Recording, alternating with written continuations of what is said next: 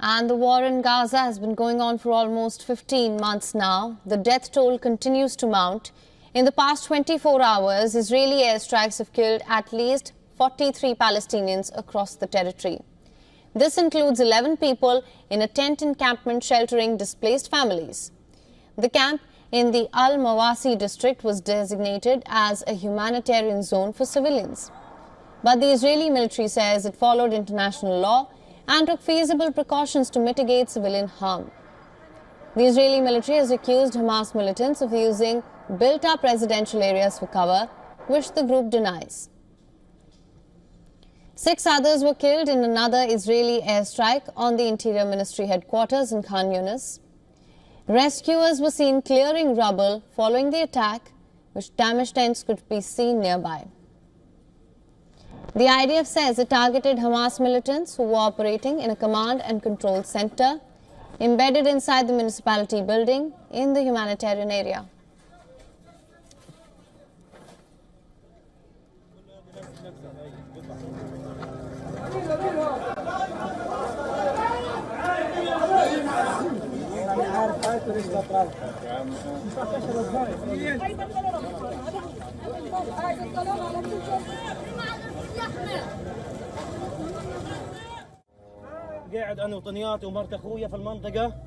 I was sitting with the children and my brother's wife in the area when we suddenly saw something fall.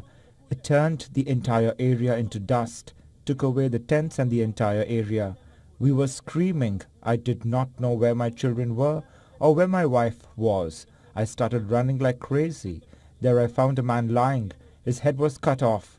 And here we found children thrown inside the tents and dead. Human flesh was scattered in the streets, hands and legs.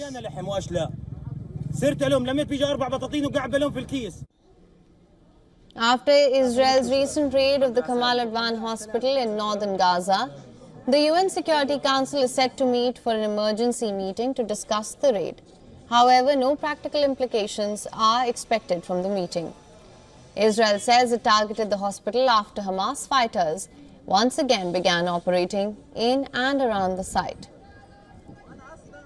As the attacks intensify, Prime Minister Benjamin Netanyahu has authorized Israeli negotiators to continue talks in Doha on a hostage deal. Indirect negotiations mediated by Qatar, Egypt and the United States have taken place in Doha in recent weeks, rekindling hope for a ceasefire and a hostage release agreement. But since then, the two sides have accused each other of blocking the deal yet again. Netanyahu's statement came as he was discharged from the hospital 4 days after he underwent prostate removal surgery. Meanwhile, the Israeli military continues to strike Hezbollah rocket launchers in southern Lebanon, despite a fragile ceasefire in place.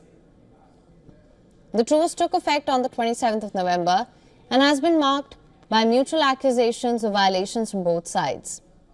Israel insists it is acting to remove any threat in accordance with the ceasefire understandings. In another update, the IDF has claimed downing another missile fired from Yemen. The military has added that it's looking into reports that missile debris fell near the central city of Modin.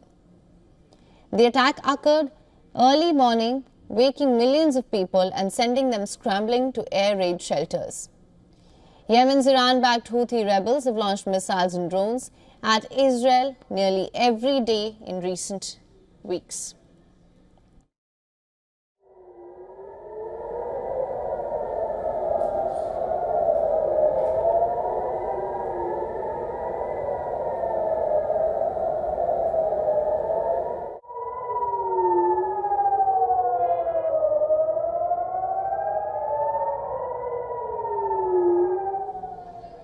For latest news, download the WION app and subscribe to our YouTube channel.